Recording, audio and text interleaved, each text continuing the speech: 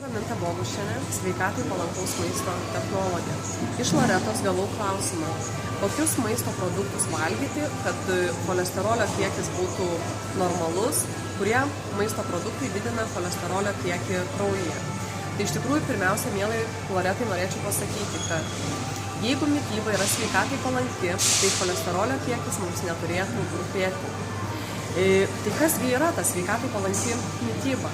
Ogi visi mokslininkai bent jau dėl vieno dalyko sutarė, kad šviežios daržovės, žalumynai, vaisiai turi sudaryti mitybos pagrindą. Tai iš tikrųjų, pirmiausia, kiekvieno valgymo metu reikėtų atkreipti dėmesį, ar yra valgoma šviežios daržovės ir žalumynai.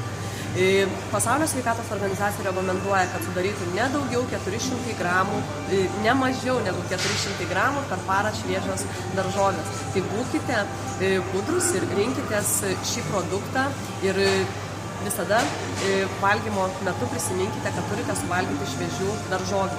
Kitas svarbus aspektas yra gyvūninės kilmės baltymų.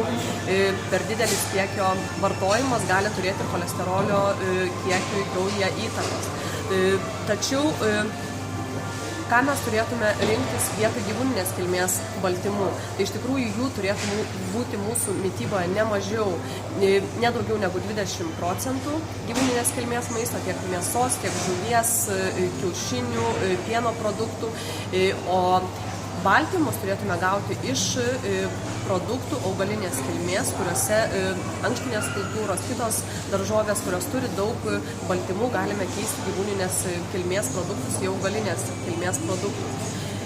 Kitas svarbus aspektas, kad mūsų patiekalai pagaminti ir perkami maisto produktai iš parduotuvių būtų su kuo mažiau cukraus, druskos, bet būtų praturtinti skaidulinėmis medžiagomis. Tai iš tikrųjų, renkantis grūdines kultūras, tokias kaip kepinius įvairiausius, miltus, taip pat duoną, reikėtų žiūrėti, kad sudarytų ne mažiau negu 50% viso grūdo produktai. Kitas svarbus aspektas tai mitybą praturtinti ir sėklomis, ir riešutais, rinktis kokybiškus, nerafinuotus augalinės kilmės aliejus, su kuriais mes gauname mūsų organizmui vertingų riebalų rūgščių, kurios būtinos mūsų mityboje. Taip pat noriu paminėti, kad mityboje galima praturtinti ir įvairiais funkcinių maistų, kaip topinambo milteliais, morkų milteliais ar čija sėklomis.